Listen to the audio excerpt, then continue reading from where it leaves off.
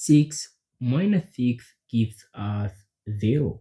And again, 6 minus 6 gives us 0. And 0 times 0 is equal to just 0.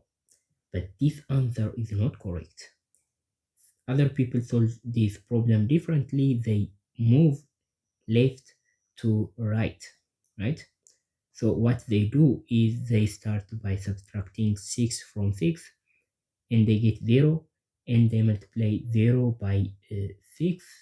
0 times 6 is going to be just 0, and finally they subtract 6 from 0, which gives negative 6.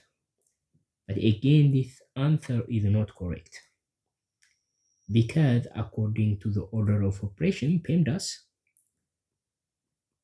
so this is the order we need to follow when we are operating mathematical problems like this.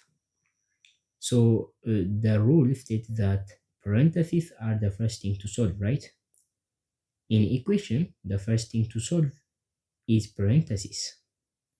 And then after we solve all the parentheses, we will move to exponent, right? So after we solve all exponent, we will move to multiplication and division. And then finally, we will move to addition and subtraction.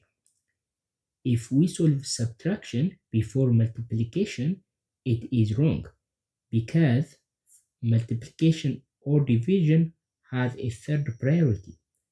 They are going to be solved at third, while addition and subtraction are going to be solved at fourth, and they are the last priority, right? They are going to be solved after everything else is solved. So let's go back into our problem. Here, we don't have parentheses, we don't have exponent, but we have a multiplication and subtraction. So the first thing to do is the multiplication, right? Because according to the order of operation, multiplication has a higher priority than subtraction. Therefore, 6 times 6 is equal to 36.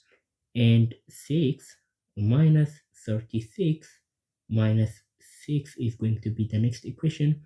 And 6 minus 36 gives us negative 30. And negative 30 minus 6 gives us negative 36. So the final answer to this question is negative 36.